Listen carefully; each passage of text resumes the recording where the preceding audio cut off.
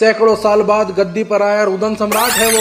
हिंदुस्तान को एक अदद रुदन मंत्रालय की जरूरत है। तीसरी दुनिया के अविकसित देशों में कृषि मंत्री सिर्फ कृषि और शिक्षा मंत्री सिर्फ शिक्षा पर ध्यान देता है, मगर अब कपड़ा मंत्री शिक्षा पर ज्ञान देता है, शिक्षा मंत्री सड़क पर, परिवहन मंत्री गन्ने के जूस पर, फूड मिनिस्टर रेलवे पर और रेल मंत्री रील बनाता है। दरअसल जैसे जैसे देश विकसित होता जाता है, सारे मंत्री सारे विभाग देखने लगते हैं अपने विभाग को छोड़कर। इससे तकरीबन हर मंत्रालय में ऐसी स्थिति बन जाती है जिससे जनता के रोने की नौबत आ जाए। कंसर्न मिनिस्टर तो मटर छीलना आदि कर्म में व्यस्त है, तो उसके बिहाफ पर रोने का जिम्मा भी शक्तिमान पर ही आ जाता है। ये बहुत बड़ी जिम्मेदारी है। जब जिम्मेदारी विशाल हो जाए तो अलग मिनिस्ट्री बना देनी चाहिए। जब रेल नहीं होती थी तब रेल मंत्रालय भी नहीं होता था। जब बेचने को कुछ नहीं था तब डिसइन्वेस्टमेंट मंत्री भी नहीं होता था। अब है तो सरकारी संपत्ति बेचने के लिए अलग से डिपार्टमेंट है, मंत्री है। उसी तरह पहले सरकारों को रोना नहीं पड़ता था, अब है तो एक रुदन मंत्रालय गठित हो। रोजगार की कमी है ही तो प्रमुख रुदन सचिव, ज्वाइंट रुदन सचिव और रुदन बाबुओं की नियुक्ति हो। स्वास्थ्य विलाप विभाग, अर्थव्यवस्था रुदन आयोग जैसे अलग अलग डिपार्टमेंट हो। कुछ विशेष सेल भी हों, जैसे नेहरू रोना सेल, जो सीधे ऊपर से ऑर्डर ले उनके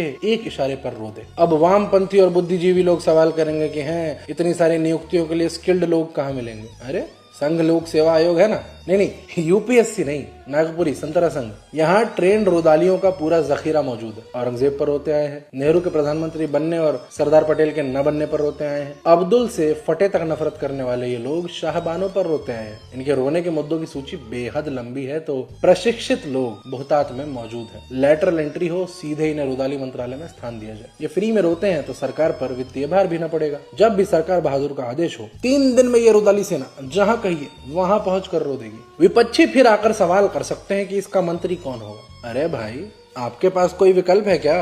हो तो बताओ। नहीं बताओ ना, एक ही तो है। सैकड़ों साल बाद गद्दी पर आया रुदन सम्राट है वो, जिसके रोने पर बादल साथ में रोते हैं। ऐसा सावन है वो, सूरज और चांद जिसे देखकर दहाड़े मारने लगे, ऐसा मन भावन है वो। गंगा मैया जिसे अपनी गोद में लेकर लोरी सुनाए, ऐसा पावन है वो। दाढ़ी में छुपा निचला होठ जब कपकपाता है तो साथ में सफेद दाढ़ी हिलकर कायनात में कंपन ले आती है। दिल जार जार और हिम्मत तार तार कर दे, ऐसा 56-4 52 है वो, जो ऐसा रोता है जो 70 साल में कोई विश्व नेता न रोया हो। दिव्य अश्रु कणों से परिपूरित जब ऐसी चमत्कारी रुदन प्रतिभा हमारे सामने मौजूद हो तो कोई और विकल्प भी है क्या? वो स्वयं ही लीड करेंगे। मंत्रालय का एंथम हो, रोती है तो समथिंग है। अब वो ऐतिहासिक घड़ी आ चुकी है जब देश में रुदन मंत्रालय की स्थापना हो जानी चाहिए। थके हुए लाचार 18-18 घंटे रोने वाले प्रधान रुदन मंत्री को एक जरा सा असिस्टेंस भी तो मिले। आखिर एक अकेला कितना रो सकता है? सरकार बहादुर, माई बाप, हम हिंदू राष्ट्र बाद में फिर कभी ले लेंगे। फिलहाल तो एक अदद रुदन